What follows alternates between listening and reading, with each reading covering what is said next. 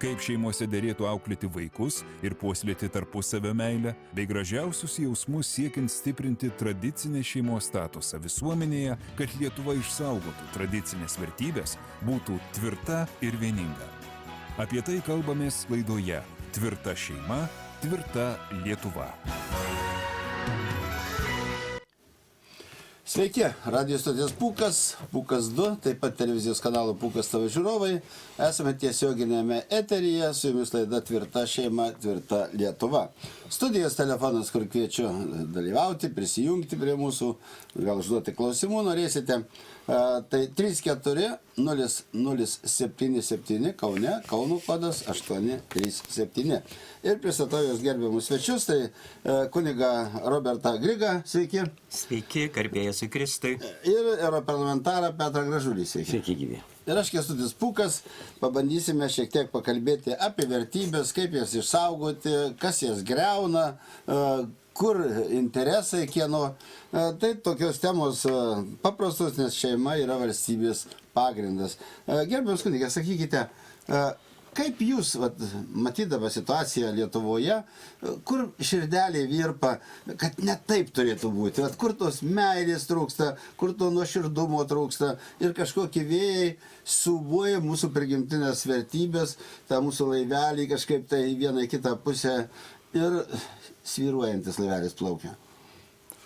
Na, manau, ir bažnyčios žmonėms, ir tai geros valios visuomeniai, kuriai svarbus Lietuvos išlikimas, stipri, nepriklausoma mūsų valstybė, yra visai aišku, kas yra tas visuomenės valtelės siūbuojantis vėjas, tai dabar yra ir visą pasaulį stipriai veikianti ir nepaslaptis, kad destruktyviai veikianti vadinamo genderizmo ideologija, kuri kelia abejonę, ar šeima yra tik tai vyro ir moters sąjunga, bendrija, iš kurios pagal Dievo mintį, prigimties mintį kyla nauja gyvybė, gimsta vaikai, atsinaujina tautos ir kartos, ir prasitęsia turbūt didžiausia mūsų pasaulio vertybė žmonija. Tai šita naujoji ideologija, kaip kažkada bandė neigti žmogaus vertingumą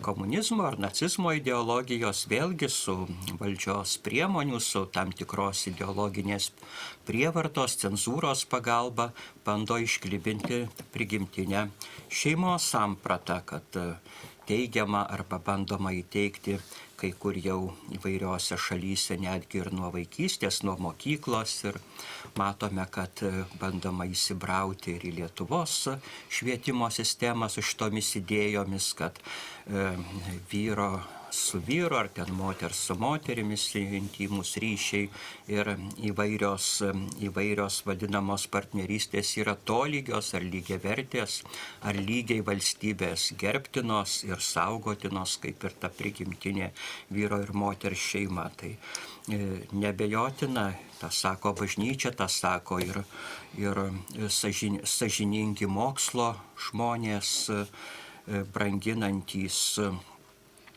tradicinę tūkstantmečiai susikloščiusią visuomenės sanklotą, visuomenininkai ir meno pasaulis, kultūros pasaulis, tas sako, kad tokia tendencija iš tikrųjų yra išbalansuojanti visą tą stabilų šeimos visuomenės pagrindą, kuris per civilizacijos šimtmečius, tūkstantmečius nusistovėjo ir, kaip rodo žmonijos praeitis, davė gerų vaisių, išlaikė žmonijos gyvybę, kultūrą, civilizaciją, tą gražų, sveiką vyriškumą ir moteriškumą. Ir kai bandoma švietimo sistemoje ar mokyklose ar viešai prieinama literatūra, propaganda pasakyti, kad yra lygios vertės vyro ir moters šeima ir tos visokios kitokios bendrijos. Mes ten kartais su Petru pajuokaudami sakom vyro su moters ar su moterim, ar vyro su vyro, ar vyro su medžiu, ar vyro su gyvūnu, nes tokių tendencijų jau pastebime dėja mūsų visuomeniai. Tai suprantam, kad tai yra destrukcija, tai yra civilizuoto kultūringo žmonijos gyvenimą atnaujinančio šeimos konstrukto ardymas.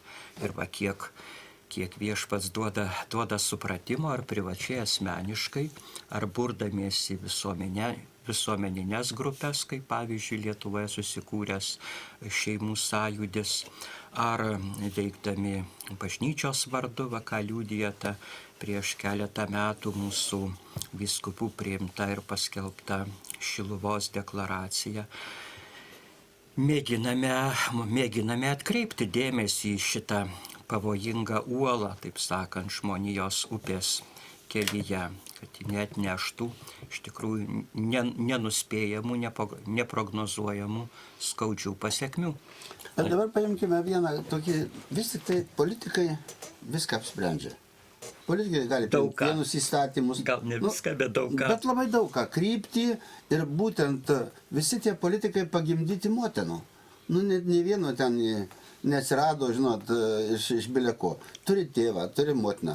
Kodėl politikai neturi to atsparumo ir kodėl pasiduodavo tai, žinot, vadinkim, bangai, kuri šluoja ir supina mūsų pagrindus Lietuvos prigimtinius. Kur čia esmė? Kodėl? Ar jie ten interesus turi, ar jos ten kompromituojančią medžiagą turi, kokią liepia taip daryti, ar jos įvelia įsuka į kažkokius tai dalykus. Nu, aš nemanau, kad su kiekvienu pakalbėjus politiku jisai jau ten tuos tolerastus visokius, čia gražiai pavadint, jau pripažįsta kaip čia mūsų perspektyva vaikų. Ir nei vienas, manau, šeimoje nenorėtų tėvas, kad ten jo sūnus, kurio įpėdinis, parvestų kitą vyrą ir sakytų, čia mano žmona. Nu, kur tas viskas yra? Aš tai, žiūrėkit, gal kunigas Grigas irgi pamastys, aš tai, matau, tos ideologijos keičiasi. Ir žiūrėkit, sovietmečio atrodo tie visi mokslinės, su moksliniais laipsniais vyrai ir moterys tiesiog tą propagavo, tą ne genderistinę, o komunistinę ideologiją. Ir tam priešinosi tikrai nedidelis ratas žmonių arba procentas, nes žinojo, kad tokia sistema. Jeigu tu priešinsiesi, tave tą sistemą sutraiškins. Šiandien be abejonės gal tavęs ten jau į Sibirą neišveš, bet jeigu tu nori padaryti karjerą, jeigu tu nori būti madingas, jeigu tu nori būti gerbiamas, neišdrįsta ta vadinama inteligentija priešintis šitai ideologijai. Kas ją stumia? Komunistinė ideologija, mums buvo viskas aišku. Atėjo komunizmas, atnešė Sovietų sąjungą, Leninas, Marksas, Engelsas ir tą ideologiją stumė. Žinoma, ten irgi buvo persekiojama bažnyčia. Okupantai buvo. Okupantai. O čia? Dabar, aš sakyčiau, kaip įvykį aš pasakysiu, man labai giliai įstrigę Nijolės Sadūnaitės jau amžina atilsi žodžiai, pasakyti, kada Respublikos žurnalistas jos paklausė. Sako, palyginkit jūs tris ideologijas – hitlerinę, sovietinę ir europinę. Kuri yra baisesnė, kuri blogesnė. Ir žinot, ką neatsakė, aš tą turiu laikraštį namuose, kad sudėjus hitlerinę ir sovietinė ideologija, dabartinė 3 kartus yra baisesnė. Ta žurnalistas net atšoka, ką jūs sako šnekat, kodėl, argumentuokit. Jinai sako, jie žudė. Sovietai ir vokiečiai mūsų kūnus, o šitie žudo mūsų vaikų sielas. Ir pacituoja Mato Evangeliją, kur sako Kristus apaštalams, vargas tam, kuris papiktins bent vieną mažutėlį, geriau pasiimtų asilo girnų sukamą akmenį, užsirištų savo kaklą, nusiskandintų. Jam bus lengviau paskutinę teismo dieną. Štai, pažiūrėkit, kunigas Grigas pabrėžė labai, dabar kalbėdamas, ką jis pasakė. Dabartinė genderistinė ideologija griauna šeimas, aš pridedu žodį ir tautas. Nes tautos tai yra ląstelė pirminė šeima. Ir aš net ir tavo laidoje su Kęstuti pasakęs, ne rusai mus nukariaus. Mes patys save sunaikinsim, griaudami tas tradicinės, krikščioniškas, pamatinės vertybės. Tai mes patys save sunaikinsim. O dabar, kas čia ir, bet žinot, kas ir, aš dar pasakysiu, nėra taip, kad visai, nepersekiotų to, kuris stoja į kitą gretą. Pažiūrėkit, Ar sovietmečiu tai buvo už tą paslysta ir kunigas, ir visokių yra, ir 12 apaštalų buvo vienas Judas, išdavė Kristų, bet bažnyčia nesugriuvo. Tai dabar, žiūrėkit, kaip iškelia, kokio kunigo nuodėmę, ar jinai ją išpučia didžiausią burbulą, bando visuomenę nustatyti prieš bažnyčią. Tai daroma tikrai labai stipriai, netiesiogiai puolama bažnyčia, kad jinai neišeitų iš bažnyčios. Lygiai kaip sovietmečiu, kad jinai kalbėtų ten, skaitytų Evangeliją, sakytų pamokslą, bet nereaguotų į viešą gyvenimą. Tas daromas milžiniškas spaudimas tam. Ir aš manau, kad aš tai savotiškai kažkaip ir lyginu šitą sistemą net su sovietinė sistema. Kitais metodais, kitais būdais, bet tikslai tie patys, kad bažnyčia nekritikuotų tiek sovietinės ideologijos, kad bažnyčia nekritikuotų ir genderistinės ideologijos. Tai tie dalykai yra.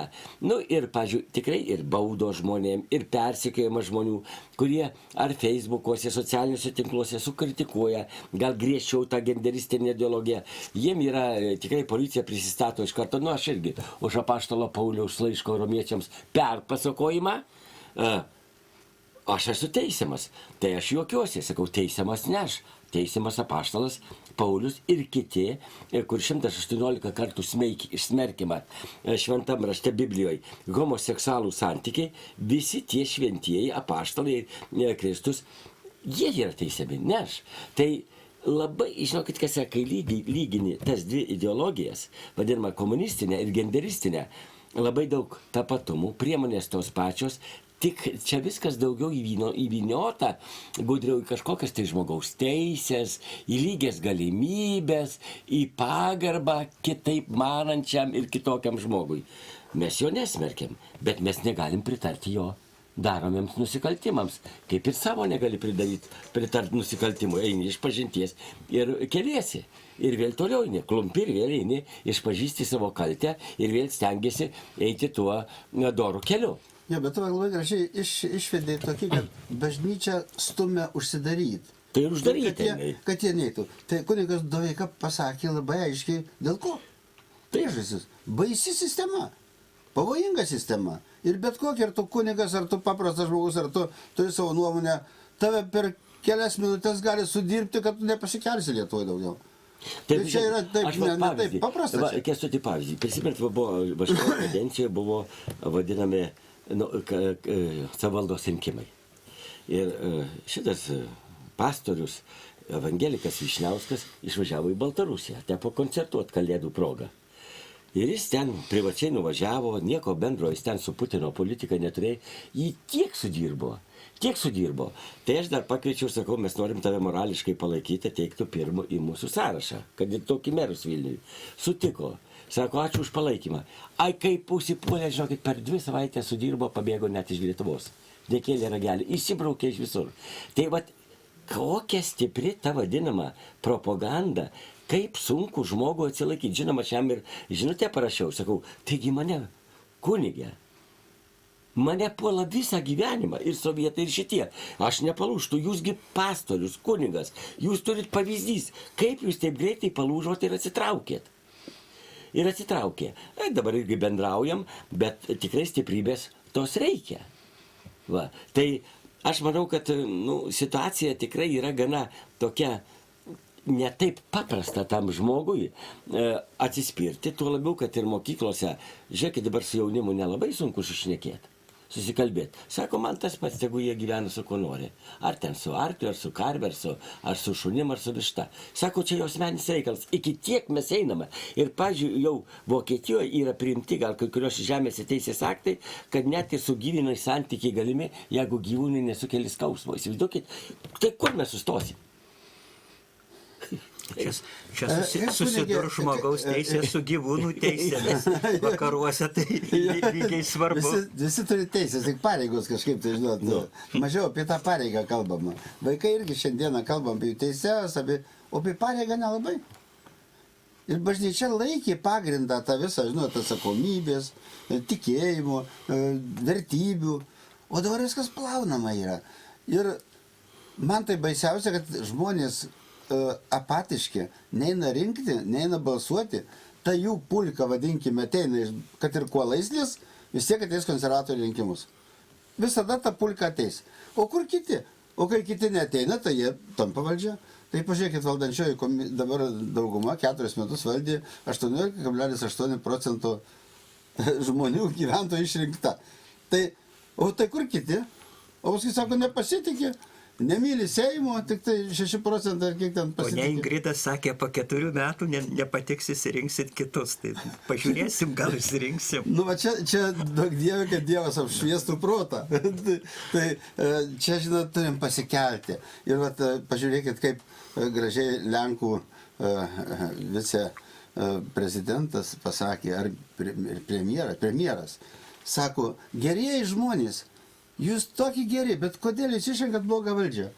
O dėl to, kad neatsikėlėt, neteinat balsuoti. Pagrindinis dalykas. Ateikit balsuoti, tikrai bus kiti rezultatai.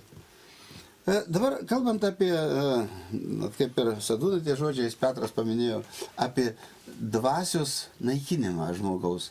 Jie pažeidžia, jie šaudė, korė, ten sodino, o čia kerta per dvasinės vertybės. Kaip tas išsaugoti žmogui? Jeigu šiandien labai mažai kalba apie dvasinę energetiką, apie dvasinius dalykus, apie dvasinius pagrindus, ne tai, kad aš kalbu apie religiją, kad mes čia galėtume kalbėti, bet apie vidų žmogaus. Juk žmogus nėra mėsos gabalas ir užprogramuota kompiuteris įdėtas ir jisai ten atlieka tam tikrą funkciją. Jisai turi tą sielą. Ta siela yra gyva, jos neklauso, negirdi žmonės. Kaip pabudinti? Yra šansų. Na ir žmogaus vidinio gyvenimo ir tikėjimo bažnyčios uždavinys yra pagrindinis be abejo budinti dvasinė gyvybė kiekviename žmoguje, kadangi, aišku, visi esame irgi silpni riboti žmonės su savo trūkumais, ne visada tai tobulai pavyksta, bet, kaip gražiai sakė kažkuris iš mūsų ganytojų, jeigu pabandytume įsivaizduoti pasaulį ar savo tėvynę, savo aplinką, be Kristaus, be bažnyčios įtakos, ko gero viskas būtų dar tamsiau ir dar baisiau.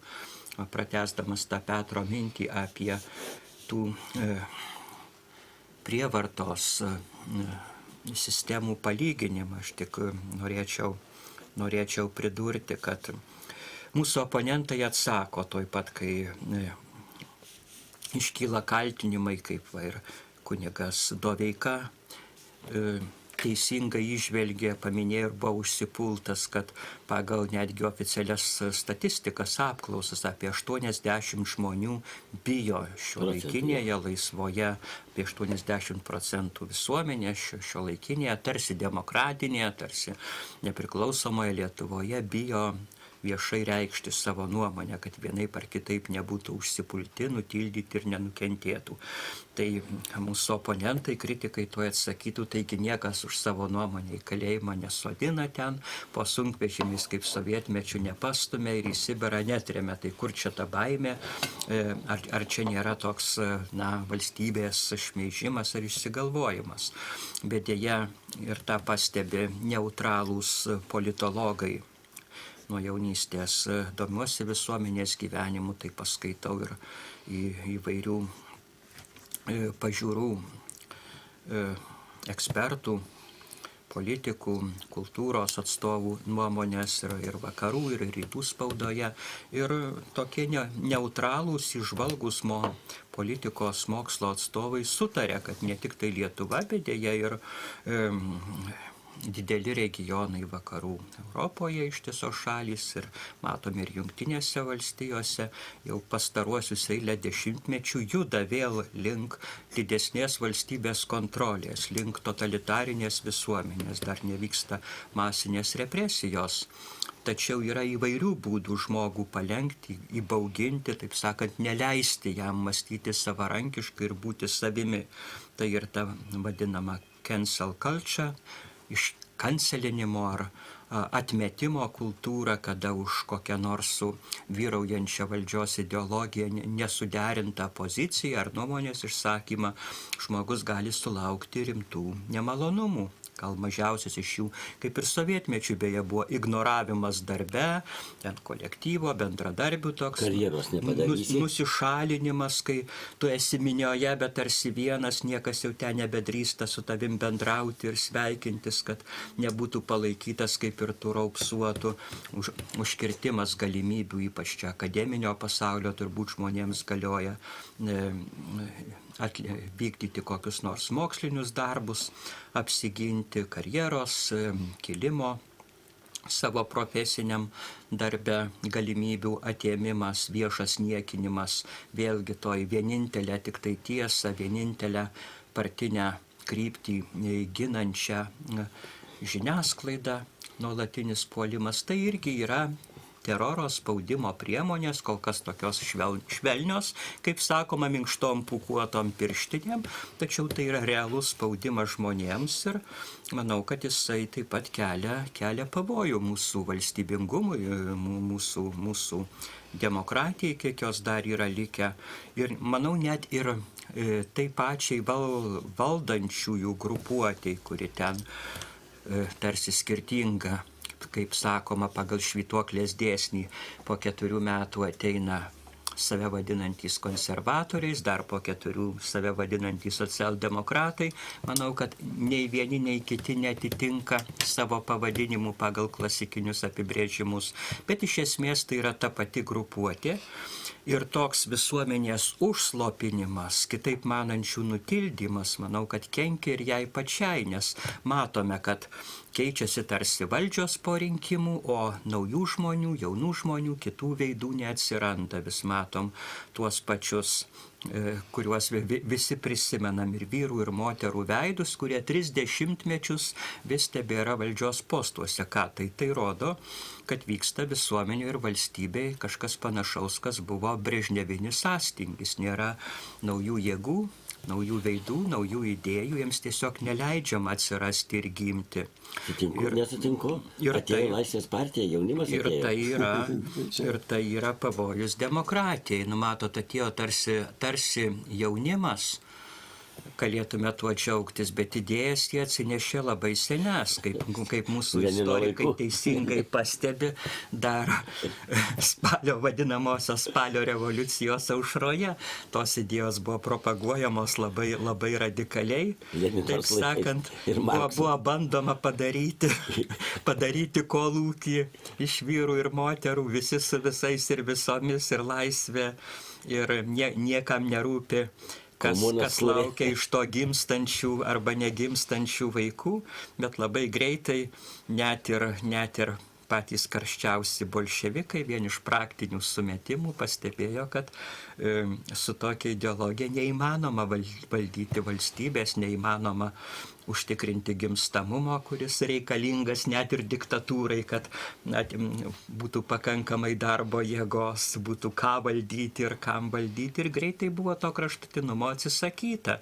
Tiesiog čia Stalinas berods. Daug kas prisimena, kad po šito seksualinės laisvės, kurią dabar mūsų kabutėse ale Laisvės partija propaguoja, eksperimento, Sovietų Rusija užplūdo gaujos minios vadinamų besprizornikų, be globos likusių vaikų, kurie siautėjo, plėšė arba kur nors ten badu mirdavo gatvėse.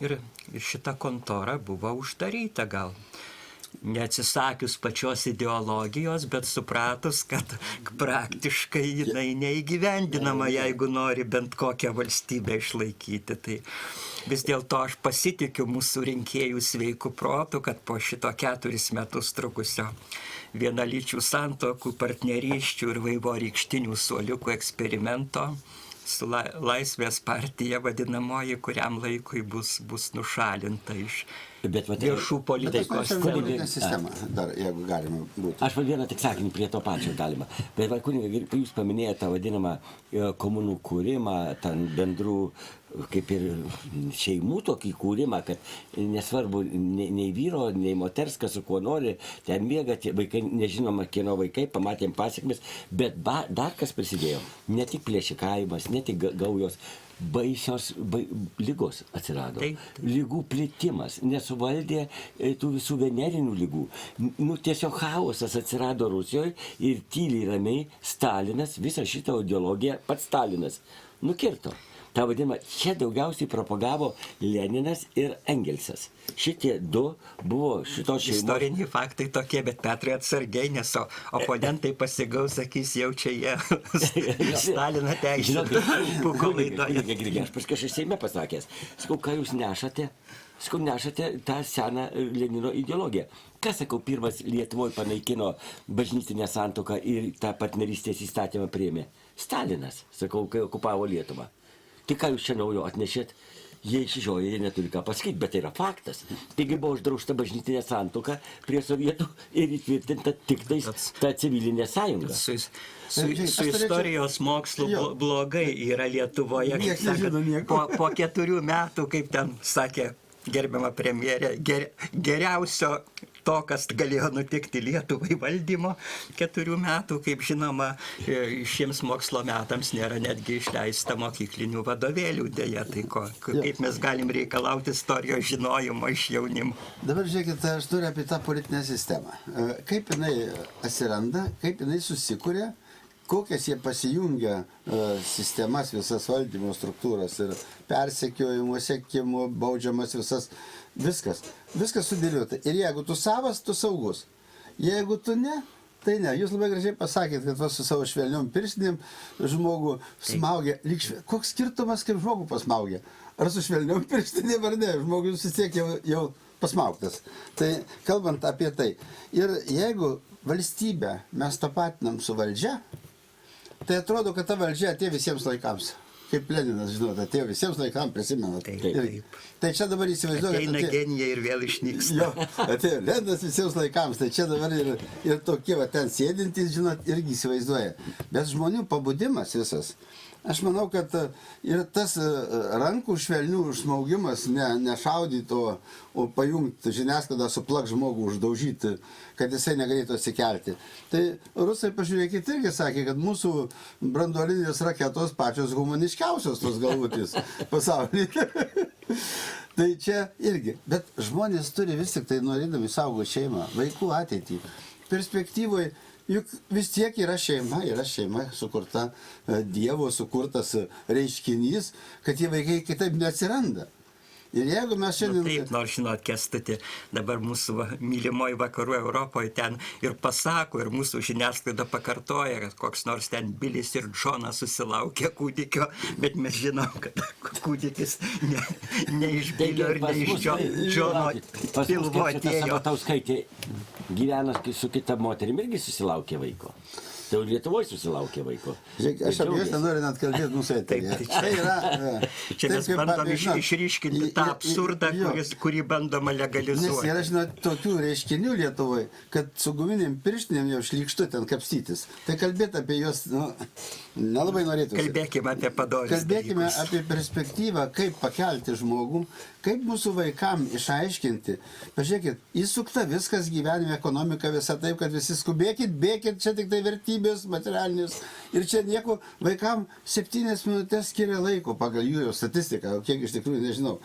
Tai ką tas vaikas žaidimuose įkišų, tie žaidimai baisus, žudimai, gyvybių kiek nori, žudyk daryk, ką nori, monstrai. Ir jeigu tėvai neperduos meilės, vat jūsų kepurytė, vadot, kokia graži yra su širdim, su meilė Lietuvai. Bandau bent smulkiom detalėm lietuvybę palaikyti. Jo, aš irgi bandau, čia pas mane irgi gražus už Lietuvą. Už Lietuvą. Tai mes laikom, kiek galim, bet kad, žinot, ten jėga, ten pinigai, ten yra valdymas, ten yra ir žmonės, ką jūs išrinksite, taip ir turėsite. Ir nereikia paskui keikti, kad, oi, valdžia bloga. Tai pakelkite užpakalius, ateikite, įmeskite biletenį, jeigu jūs matot kitaip. Ir čia ta kitokia Lietuva, kaip mes sakom, kitokie dalykai. Visi žada, kalba. Pažiūrėkit, ką jie padarė Ir pagal tai vertinkit, nereikia vien tik tai, žinot, politikas, kuris labai gražiai moka kalbėti, mes čia aptarėm, biškai nesakysiu pavardės, kurie labai oratoriai, labai gali gražiai viską kalbėti bilę kokią temą ir jis viską žino, ir datas, ir pavardės. Tik tai, žinot, aš prisimenu, kada Kauno miesto taryboje analizuodavom, žinot, dokumentuose parašyta atsakymą, pagal tokį straipsnį, pagal tokią dalį, atsiverti tą straipsnį, tokių dalių nėra. Net straipsnio numerio tokio nėra. Bet parašyta ir visi tralina į akis, o tu atsiversk ir pasižiūrėk, ką jisai sako. Ar jūs perspektyva, kokia laukia, nuo tų šnekų ar nuo darbų? Žiūrėkit, Kęstuti, aš dabar tavo atsakysiu šiek tiek klausimą, kadangi aš irgi šį penktadienį trumpai vyko Šiluvoje konferencija. Konferencijos pavadinimas, tai yra, organizavo vis tik šitą konferenciją, kada Kauno arkivyskupas Kėvalas, ir jo labai geras pranešimas, kad tas genderistinė ideologija tai yra ir grėsmė nacionaliniam saugumui. Gal apie tai kunigas Grigas pasakys, bet aš pasakysiu tokią truputėlį užkulisinę kalbą, teko su juo pasisveikyti ir kalbėti. Ir jisai sako, aš kalbėjau dar su gyvu arkivyskupu, ne vyskupas, monsinjor Alfonsas Valinsko, politiniu kaliniu, ir sako, aš taip sakau jam, ką mes turim padaryti, kad tikrai ta atbustų bendruomenė, visuomenė, kad ta krikščionybė būtų, tiesiog daug labiau įspausta į žmonių širdis. Jisai, žinot, ką atsakė Svarinskas? Jūs turi nors vieną pasodinti, dabartinė valdžia. Jeigu jūsų nesodina, arkivyskupai, sako, tai žiūrėkit, ką blogai darot. Jeigu jūs kalbėtumėte ir neštumėte drąsiai Dievo žodį, jūs čia nebūtumėte vyskupai, jūs būtumėte ištremti arba pasodinti. Arkivyskupo žodžiai pasakyti. Ir dabar žiūrėkit, kas. Iš tikro, čia yra daug tiesos. Tai šiandien eina tokia genderistinė ideologija. Klausykit, aš, pavyzdžiui, vis tiek buvau šokiruotas, Kęstuti, mes susiminėm ir tavo laidoj. Vis tiek, olimpinės žaidynės, ne? Atidarymo metu išniekinama paskutinė vakarienė. Ir, įsivaizduok, aš tai, pavyzdžiui, man tai kraupu. Vienas ten vaizduojame apaštalai, Kristus, nei ten vyras, nei moteris, nežinau, kas ten per... Ir klausykit, kai priartina vieną tą apaštalą vaizduojama, su grinu pimpalu, per matosi per džinsus, kur jau galima baisiau. Galų gale po savaitės popiežius sureagavo. Mūsų bažnyčia tylė. Aš galvau, jeigu sureagavo popiežius, tai bent popiežio tas mintis perskaitykit kiekvienoj bažnyčioj. Ką jeigu jūs patys jau nedrįstat pasakyti, viešpatie Dieve, tai kur galima žemiau? O uždarimas antikristas nusileidžia. Tai jau nusileidęs tas antikristas, čia gal ir simboliškai yra, iš pragaro ant to viso pasaulio. Ant to palšo arklio. Palšo arklio. Bet jūs pažiūrėkit, ir tas tylėjimas bažnyčios, tikrai netoleruotinas yra. Netoleruotinas. Ir jeigu tylima, tai be abejonės šitai sistemai labai patinka. Ir kaip monsinjoras Alfonsas Valinskas sakydavo, tai jeigu tylėsi, neginsi Dievo žodžio, Kristaus mokymo, tai tave jokia sistema ir nepersekios. O ką Kristus pasakė? Jeigu mane persekiojo, tai ir jūs persekios. Tai čia yra natūralu ir turėtų, jeigu bažnyčia kalbėtų ir gintų Kristaus mokslą, tikrai pusė kunigų būtų pasodintų. Kas prisijungėte prie mūsų laidos? Tai laida Tvirta šeima, tvirta Lietuva. Studijos telefonas, kur kviečiu dalyvauti, skambinti, klausti, sakyti savo nuomonę 34 077, Kauno kodas 837. Ir svečiai kunigas Robertas Grigas ir europarlamentaras Petras Gražulis. Tai tęsiant vis tik tai, jūs užsiminėte apie švietimo sistemą, kunigė, kad programų nėra. Ir vadovėlių nėra. Pratybų nėra. Dabar jau sistemos gynėjai sako, kad nebūtina tų vadovėlių, geri mokytojai, geri mokiniai gali mokytis ir be vadovėlių. Tai, pagal Dievo valią, ar ne? Sakyčiau, labai toks nuo mūsų tų pirmųjų daraktorių elementorių laikų, kai net caro priespaudos sąlygom kažkokie vadovėliai ten iš Prūsų buvo atnešti, sakyčiau. sakyčiau, nelabai toks pažangus vertinimas, kad galima kažkaip mokytis iš galvos. Žinot, valstiečiai mūsų tie tada kalbėjo labai garsiai apie prestižinę specialybę, žinot, mokytojo, kad tai bus prestižas. Dabar 600 trūksta mokytojų mokyklose, krūviai didžiuliai, žmonės nepatempia. Ir ko vaikai eina į mokyklą, jeigu nėra iš ko mokytis, iš bileko, ten, žinot, yra daug problemų, nenoriu čia smulkiai kalbėti, mano 3 vaikai eina į mokyklą, Barborai 1 klasę, jau vienas dabar 8, kitas 4. Šaunu. Bet kiek tenai yra klausimų? Nėra pratybų. Eikit iš kažkur, atsišvieskit viens per kitą, ten kopijuokitės. Klausykit, nebuvo tokių dalykų. Vakar klausiau Panoramos žinias, sakė, jau tos pratybos nelabai ir būtinos, bet kažkaip vis tiek iš mokinių pareikalauti reikia. Jo, tai ko neaišku. Uodegos sukimas. O paskui stebisi, kad egzaminų ten neišlaiko, kad mokyti iš ko. Geriausia, kas nutiko Lietuvai. Bet žiūrėkit, aš kunigė Grigė kalbėjau vienoj laidoj. Kas mane stebina, aš buvau, žinokit, per tiek ilgą laiką, kiek dirbau Seime, buvau švietimo komitete irgi. Aš kalėjau į galvą. Gėda, sakau, net prie sovietų buvo LTSR istorija. Buvo TSR istorija, išleiskim. Plonytė, bet buvo plonytė. Regino Žemkaitė sudaryta. Sakau, išleiskim Lietuvos istoriją.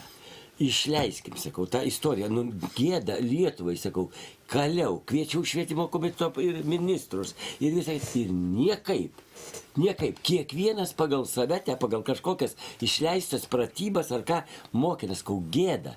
Iškovojom laisvę nepriklausomybę Lietuvos, nėra istorijos. Jie atsiprašys biškį iš Rokiškio, laukia skambutis. Klausome, Aurė. Labą dieną. Mano nuomonė, kad pas mus mokykloje žmoniškumo nemokino.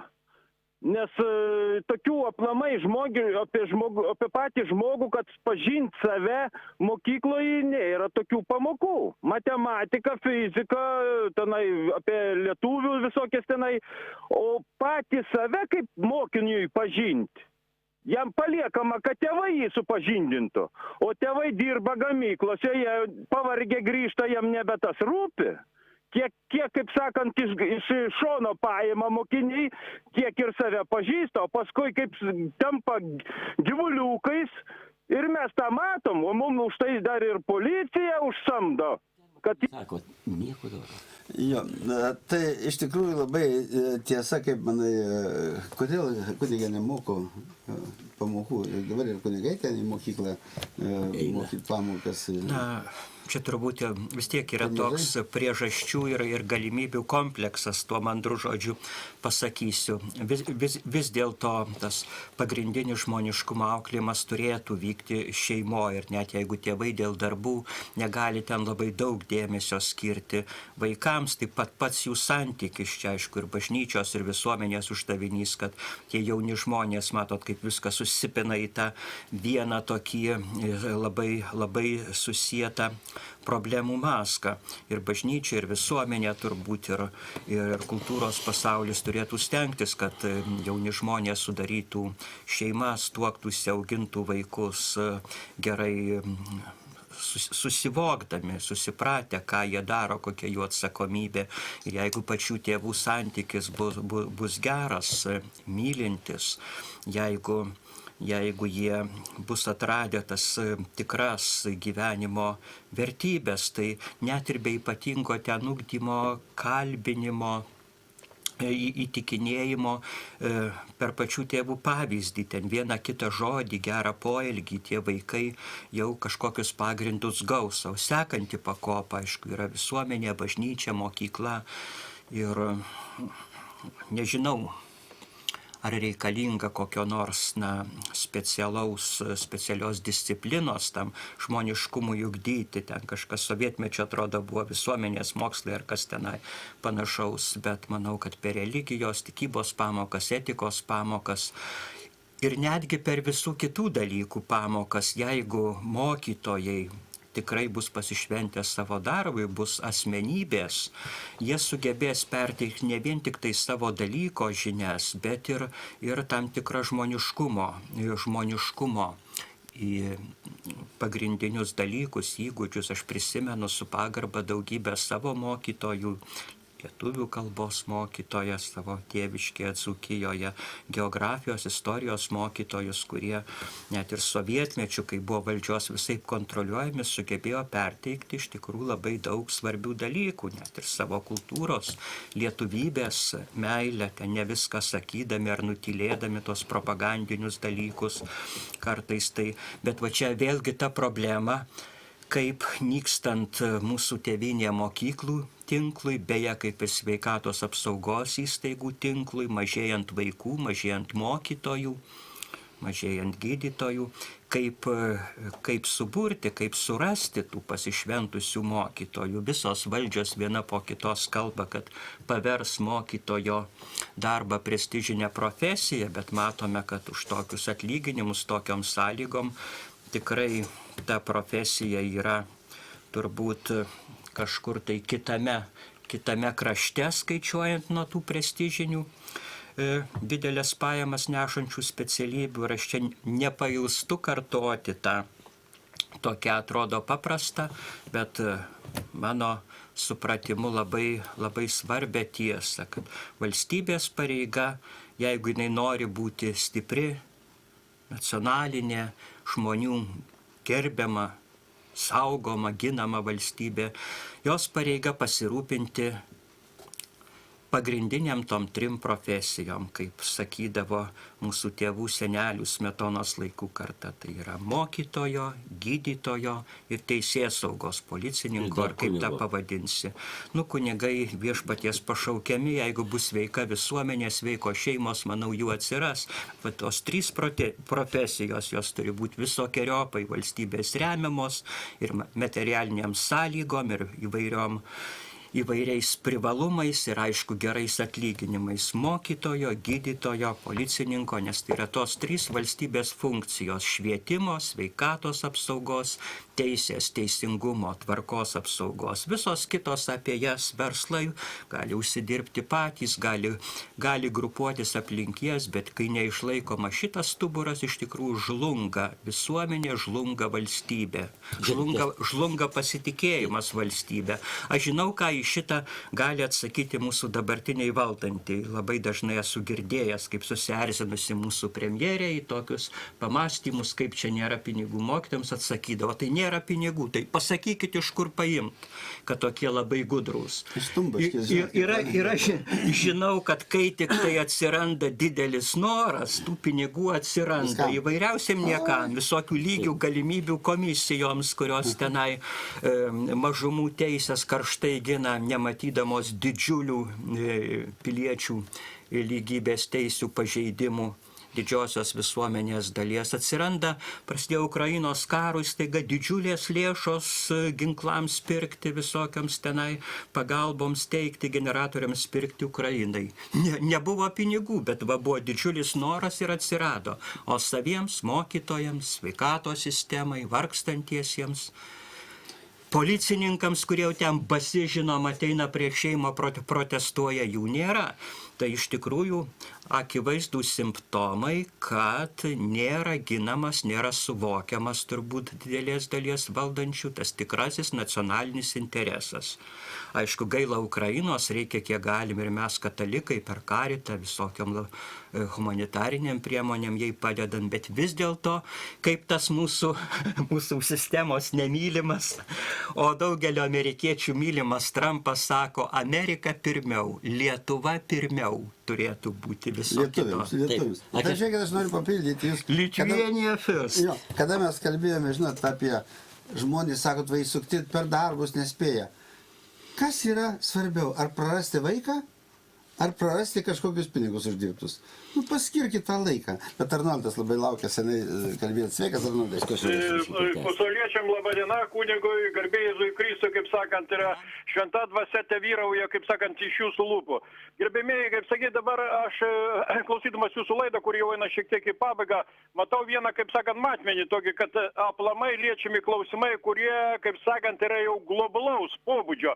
Ne tik, kad pas mus jie darosi, bet tai vadinasi jau pas pasidarė. Ir pas mus, ir kaiminėse valstybės, skaitant tą pačią Rusiją. Ir vadinasi, ką aš noriu pasakyti dabar, kaip sakant, tie patys rusų patriotai, aš nežinau, pas mus dabar paranoja nekesti Rusijos, bet gerbėmėjai Rusiją reikia skirti, kas tai yra, kaip sakant, Kremlius ir kas yra rusai, kurie tai tokie patys, kaip sakant, artimi mums žmonės. Dabar reikalas yra kame, kad tenais, ką aš miniu, įvardina konkrečiai, kaip sakant, šaltinius, ištakas ir tikslus, iš kur visa, kaip sakant, šitą bjaurastis arba atvirai sakant, satanizmas kaip ir kyla. Dasiridentai iki tokio laipsnio, kad dabar Amerikoje paminėjote rinkimus, tenais įstatyta dirbtinai tokia Harris Kamala, kaip ar atvirkščiai, nesvarbu, aš nesigilinsiu, bet esmė yra ta, kad jos vyras yra ABL, reiškia kompanijos savininkas ir dabar kas tas yra ABL, jie preparatą sukūrė, kuris vadinasi, įsivaizduokite, vaikų blokuoja lytinio brendimą, blokatorius yra ir vadinasi, jie nepriėjo iki to, kad šis preparatas nemokamai bus platinamas kaip COVID-19 skiepai, vadinasi, rinkimų metu. Nu tai kaip taip suprasti, vadinasi, iš esmės užgniaužima branda ir vystimasis jaunimo, kuris yra vedamas tiesiai į nevaisingumą ir degradaciją. Ką aš noriu paklausti, netindamas jums brangaus laiko, kaip sakant, kalbant vėlgi apie satanizmą ir satanistinės sektas, ką galėtų gerbiamas kunigas pasakyti apie jau plačiai žinomą ir iš esmės demaskuotą žydų, reiškia, sionistų masonų ložę, kuri vadinasi Chabad Liubavič, kuri giliai suleido šaknis ir į Ukrainą, kai savo centrus atidarius, kuri kursto karą, vadinasi, ir į tą pačią Rusiją, kaip sakant, kuriai vadovauja vykdant tą karą, bjaurų, kaip sakant, brolžudišką karą. Ir, kaip sakant, jų filialas yra Lietuvoje. Aš pasakyčiau, ką valdantieji mano, nieko panašaus. Aš pasakyčiau, kad tai yra valdančiųjų statytiniai ir ne ką daugiau, bet mums esmė būtų tokia. Gerbimieji kunigai, kalbėkit, nebijokit, draudžia, nedraudžia, kankiniais būsim. Kristusgi pasakė, vadinasi, jeigu nelaimėsite pergalės vainiko, tai jūsų gyvenimas, nu aš gal netiksliai kunigas pakoregos, jūsų gyvenimas yra bevertis. Esmė yra tokia, kalbėkit tiesiai šviesiai, atvirų tekstų, vadinasi, įvardinkit tos satanistus ir kad žmonės telktųsi apie bažnyčią, krikščionis, tikruosius krikščionis demokratus ir vadinasi tą visą šutvę betodiriškai įstumti, kaip sakant, belikusio ženklo, kad jie čia kada buvo ir dar kada bus. Ačiū ir telaimino jūs Dievas. Aš norėčiau, žinokit, tikrai labai, ar noriu pakalbėti teisingai, gal grįšim, bet aš noriu prie vienos minties, jeigu galima grįžti. Žiūrėkit, prieš tai žmogus kalbėjęs, kad nemokama žmogiškumo mokyklose ir kad irgi to biurokratijos labai daug ir mokytojai skundžiasi, kad dirba daugiau su dokumentais, su popieriais negu su vaikais. Ir aš noriu prisiminti, tikrai to žmogiškumo trūksta, vyksta šį savaitgalį, šeštadienį Šiauliuose miesto šventė. Tikrai reikia pasveikinti Šiaulių merą, visos mokyklos išrikiuotos, visi moksleiviai eina eisenoj. Ar jie ten priversti, ar ne visai priversti, bet visi dalyvauja.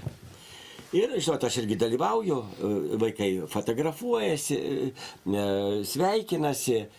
Ir dabar ateina viena jau mokytoja su savo klase ir vaikai prieina prie manęs fotografuotis, foto pasidaryti, šaukia už Lietuvą vyrai.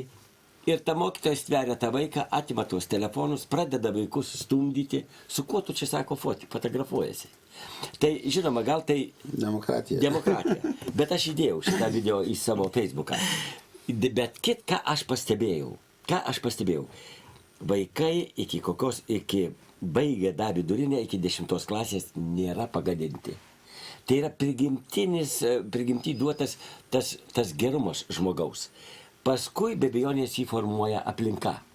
Ir, pavyzdžiui, labai daug kas fotografuojasi, sveikinasi, pritarė tai, nepritarė tai genderistiniai ideologijai iš to jaunimo iki kokios, manyčiau, gal 11 klasės. Didelė dalis. Paskui jau jeigu studentas, viskas, jis jau perauklėtas. Jis jau palaiko genderistinę ideologiją, jau jam... Ne visi, bet didelė dalis. Jūs pažiūrėtumėt į reakciją. Tas jaunas žmogus, kuris nepagadintas visuomenės, propagandos ir šitos švietimo sistemos, jis į savęs yra vaikas, tikrai duota tą, žmogus jaučia tą gėrį, o jau vėliau ta sistema jį perauklėja. Tas labai akivaizdžiai matosi ir ne tik tai Šiauliuose, bent kur susitik miestuose žmonės, jaunimas, ypač tas dar, sakyčiau, bręstantis tikrai yra didžiulė dalis be galo padoraus. O po to jau ta sistema ir dirba su jais, nes yra pasakyta, lenk medį, kol jaunas. Tai iš tikrųjų poveikį labai daro didelį aplinka, internetinė visa erdvė. Ir pažiūrėkit, žmonės pasimeta. Ir vaikai prilimpa prie tų žaidimų, įtraukiami, jokie atidirbta sistema, kaip įtraukti jauną žmogų, atitraukti nuo vertybių ir įtraukti į tą tuštybę, į tą tuščią ekraną, kuriame nėra nei jausmų, nei meilės, nei dievo, nei tikėjimo, ten nieko. Ten yra... Mušasi, šaiposi, vaikosi, šaudosi, viskas. Ir čia aš manau, kad tėvai tikrai turėtų tos darbus šiek tiek biškiai apriboti ir skirti vaikui, nes švietimo sistema šitą neliberalios politikos, reformos po reformų, tikrai to neperduos vaikam. Ir turi kalbėti su autoritetais žmonėms, su tais, kurie vertina vertybės, prigimtinės vertybės, kad žmonės patikėtų tuo. Aš su savo vaikais labai daug dirbu ir jie visi tos dalykus nepriima. Nors irgi bando Kęstutis kartais man tas pats, sakau, tas pats, pasirodo, kad ne tas pats viduj. Ir viduj, jeigu išsaugoji, tai tas vaikas ir nešis visą laiką. O jeigu paleiski, tai tada prasideda narkotikai ir linksmybių ieškojimai ir patvirkimai visokiausi nučiuožimai į šoną. Tai vis tik tai tėvai turi tą pareigą negalvot, kad tokie ateis politikai, tokios partijos, žinot, kurios ten veda į genderistinę politiką įgyvendinti Lietuvoje ir kad tas kelias nepaprastai slidus ir jų perspektyvoje ateitis labai miglota būtų. Tai mes su tom laidom bandom šiek tiek žmonėm ir paaiškinti, ir draugiškai pasakyti, ir širdies, ir kiekvieno žmogaus širdie yra siela. Gali jinai ten būti labai uždaryta, bet kai pasibeldė, jinai įgauna jėgą. Atsidaro. Ir aš manau, jūs labai jaučiate gyvenime, kai pakalbė su žmogum, net šviesesnis veidas pasidaro. Ir sako, pažiūrėk, aš irgi taip dar galvojau, bet aplinkui taip pilka, bet pasirodo, kad ir bendraminčių yra. Ir tos sielos, tas visas, žinot, dvaseta, kurie visi žmonės mes susiję. Ir nori, nenori, yra to žmogaus viduje. Bet reikia, kad tos visos sistemos nenuodytų. Atriboti jiems galimybę nuodyti mūsų vaikus. Tai šia tokia jau klasika pasakėt, kaip tas mielas prancūzų rašytojas Saint-Exupéry kažkur rašė, kad didžiausia vertybė yra žmogaus ryšys su žmogumi. Aišku, tikintys žmonės sakytume, didžiausia vertybė yra Dievas, bet šita mūsų žmogiškų santykių pasaulyje iš tikrųjų tai turbūt viena didžiausių vertybių.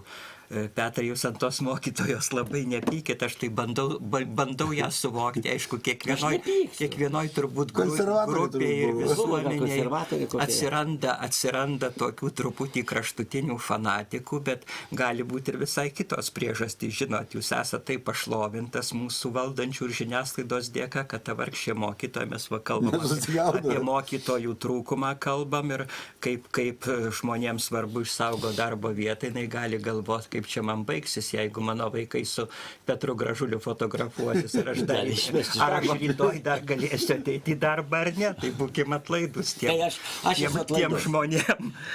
Ir bandau įsivaizduoti iš tikrųjų, kai žmonės patiria tiek tokio spaudimo, neperdėtai pasakysiu, tuos 4 metus ekonominio, socialinio, tokio politinio, moralinio teroro, kaip pagalvoja atsiranda tų, kurie tenka ir kiek ten 12-18% už tos valdančiosius vis dėlto balsuoja. Bandau įsivaizduoti tų žmonių būseną. Aišku, yra tam tikra amžiaus grupė, turbūt žmonės, kurie užaugo su šitom partijom ir paseno ir tiesiog jau galbūt dėl amžiaus, dėl mąstymo savybių nelabai gali susivokti, kad tie beveik jau išmirę politiniai kaliniai ir tremtiniai, kurie buvo šitoj partijoje kokiais 93-95 metais su savo vertybėm ir kurių jau nėra, kad dabar ta Bet partija jūs ignoravo irgi. kad ta partija yra Tremtiniai. išgyvenusi tokius pokyčius ir tokį atitolimą nuo tos pirmykštės savo ideologijos, kad dabar jau yra visai kita partija. Tai va galbūt yra viena ta grupė tų senų žmonių, kurie nepajėgia turbūt persiorientuoti. Pažiūrėk, kas mane šokiravo. Kiekvienais metais Ariogaloje vyksta nusaskaitis Politinių tremtinių suvažiavimas. Dubysos slėnyje. Gražiam. Dabar Ariogaloje mišios, suvažiuoja visi pasimelst, politiniai kaliniai, mišes laiko politinis kalinys kardinolas Sigitas Tamkevičius. Taip. Nu taip, biškutį ten. Tradiciškai dažniausiai dalyvauja. Kai politinių kalinių suvažiavimas įžengė prezidentė, tada buvo Grybauskaitė, o politiniai kaliniai toj bažnyčio ant kelių krenta. Tiesiog ploja šitai komunistiai buvusiai. Nu, žinot, aš pasišlykštėjau, kas jūs per politiniai kaliniai? Taigi komunistų partijos veikėja. Komunistai jūs išvežė į Sibirą, po komunistai jūs teisė ir jūs ne politiniai kaliniai šitaip gargiai šlovinat, kaip tą vienu žodžiu, tiesiog dėstė estetinį marksizmą, leninizmą. Jūs išduodat patį save. Žinot, aš išėjau kunigai Grigai iš tos bažnyčios. Negalėjau. Aš pakęst viso šito. Taigi, tai mūsų tautos žiedas, mūsų stiprybė ir kaip jie palaužti yra šitos ideologos. Tai ką kalbėti apie vaikus? Ką kalbėti apie vaikus? Tragedija. Aš galvoju, jūsų nenugalėjo, jūsų nepalaužė sovietinė sistema, bet šitą sistemą jūs sulaužė. Ir lygiai pasakysiu apie bažnyčią. Buvo dar nuo sovietmečio tikinčių teisėms ginti komitetas. Atsirado vyskupai, ten juos, jeigu tik vyskupas Sladkevičius, Steponavičius, amžinatilsi, laikėsi tos linijos, nušalino, statė valdytojus ir panašiai. Bet tie valdytojai laimino tyliai ramiai tikinčių teisėms ginti komiteto veiklą. Aš prisimenu ir gerai labai pažinau viską Pavaičių. Jis iš pradžių buvo valdytojas. Kaip aš matyčiau su bendrauju, kaip jis pergyveno dėl tos bažnyčios. Kaip jis tą Joną Kaunecką, buvusi tikinčių teisėms komiteto narį, kuris dirbo Telšiuose vikarą, kaip jis jį globojo. Aš matyčiau, tiesiog su meilį apkabindavo. Sakydavo, laikykis, aš negaliu, tu skleisk tą žodį, tu kovok prieš šitą sistemą, aš tave laiminu. Matėm visi šitą. Ir dabar nėra kito kelio, kaip Svarinsko žodžiai, kalbėti turi bažnyčia. Garsiai kalbėti. Tegu ją persekioja, tegu ją niekina, tegu sodina. Kitaip mes neapginsim tos krikščioniškų vertybė. Steikit kunigai, va kunigai Grigai, da yra kardinolas, tikinčių teisėms ginti komiteto Sigitas Tamkevičius pirmininkas. Steikit bažnyčios, jau dabar sakyčiau, ir tikinčių teisėms gynimo komitetą. Parodykit, kad ta sistema ta pati da baisesnė, kaip Nijolė Sadūnaitė sakė. Ir tada eis paskui Lietuva, kelsis Lietuva. Aš paprašiau vieno vyskupo, gal čia neįvardinsiu, jūs parašykit raštą. Irgi buvęs, tikinčių teisėms ginti komiteto narys, parašykit raštą prieš rinkimus, kad negali žmonės tikintieji balsuoti už tas politinės partijas, kurios neša genderistinę ideologiją. Tegu visos partijos, tos, kurios palaiko jūsų politiką, dedasi į savo lankstinukus, į savo laikraščius, eina į televizijas ir tą propaguoja jūsų. Neparašė. Sovietmečių nebijojo. Bijo. Dabar neparašė. Bijo. Įsivaizduokit, kas yra. Kas yra? Aš, pavyzdžiui, tikrai nesuprantu. Tai tikrai šita ideologija yra baisesnė negu sovietinė. Nesovietinės nebijojo net į lagerius eiti. Jo, mūsų laida visai eina į pabaigą, kunige norėčiau jūsų tokį nuoširdų palinkėjimą žmonėms. O tie, kurie balsuoja, tai žinokit, partijos nariai arba priklausomi darbus gavę. Taigi ten jų daug yra. Tai šitie visi, žinokit, gali būti atleisti, jeigu jie vykdė tą politiką. Tai jie tą politiką ir turi. O kiti, jeigu atsikeltų, atsirastų daugiau. Ne 18%, o turi 90, 80%. O tada būtų kitokia Lietuva. Ką jūs palinkėtumėte vis tik šeimai, mūsų perspektyvinį ateičiai? Man kaip kunigui tenka padvokatauti gimtai bažnyčiai, tai truputį pasakysiu, be abejo, turbūt vyskupų konferencijai nėra taip paprasta kaip sovietmečiu, tai buvo vis tiek okupacinė svetima valdžia ir buvo visai natūralu jai priešintis. Dabar mes suprantame, kad valdžia slysta į totalitarizmą, kad demokratijos, laisvo žodžio, laisvo pažiūrų reiškimo erdvė sąmoningai mažinama. Bet vis tiek tai yra dar sava, dar Lietuvos valstybė ir kažkaip taip vyskupams ar kunigams ar tikintiesiems ją pulti kaip svetimą, kaip sovietinę, nėra taip paprasta. Ir taip pat reiktų pasakyti, kad nėra taip visai, kad vyskupai ar bažnyčia ar tikintieji tylėtų. Aptarėm tą Šiluvos deklaraciją, kuri plačiai buvo paskleista Lietuvos vyskupų konferencijos ir kur duodama faktiškai atkirtis visiems tiems moraliniams, seksualiniams iškrypimams, kuriuos dalis valdančių propaguoja. O dabar Šiluvoje atlaidų metu vyksta ta konferencija, mūsų vyskupų sukviesta visuomenė bedorybių, grėsmė nacionaliniam saugumui, kur aptariama irgi to Šiluvos deklaracijos nuostatos primenamos ir šeimos, prigimtinės, vyro ir moters šeimos svarba tautos ir valstybės išlikimui. Taip pat čia gal jau ne tiek vyskupų, bet vis tiek su jų palaiminimu ir jų palaikymu jau eilę metų Lietuvoje veikia tokio gero mūsų bičiulio verslininko Audriaus Globio vadovaujama Krikščionių darbuotojų profesinė sąjunga, kuri renka, kaip ir sovietmečių tikinčių teisių gynimo komitetas, taip dabar renka įvairius faktus, kur tikintieji, pavyzdžiui, užsipuolami arba šalinami iš darbų dėl savo, kad ir, pavyzdžiui, nusistatymo prieš genderizmą ar savo krikščioniško tikėjimo viešo pareiškimo. Yra jau įstaigų akademiniam pasaulyje ir net ir versle, kur sako, jeigu tu šitaip galvoji, ne taip kaip reikia, tai mes jau negalėsim tau palikti darbo vietos, arba kartais tiesiogiai nepasakoma, bet reorganizuojant įstaigą žmogus tikintis pašalinamas iš darbo. Kaip Valiušaitis. Tai va šita profsąjunga, ją kviečiama žmonės kreiptis ir jie bando teisiniu keliu ginti tų engiamų žmonių teisės. Darom tai, ką galim, o dabar ką galima palinkėti prieš ateinančius rinkimus mūsų žmonėms, mūsų šeimoms. Nei anuomet, anos okupacinės priespaudos metais, nei susidurdami su dabartiniais iššūkiais, niekas mes tos galutinės garantijos neturim. Kaip pasiseks, laimėsim ar nelaimėsim, ar ta degradacija bus vykdoma toliau Lietuvoje ir Europoje, bet turime visi savo darbo vietose, ar dvasininkai savose, ar politikai savose, ar žiniasklaida pagal savo erdvės ir galimybės.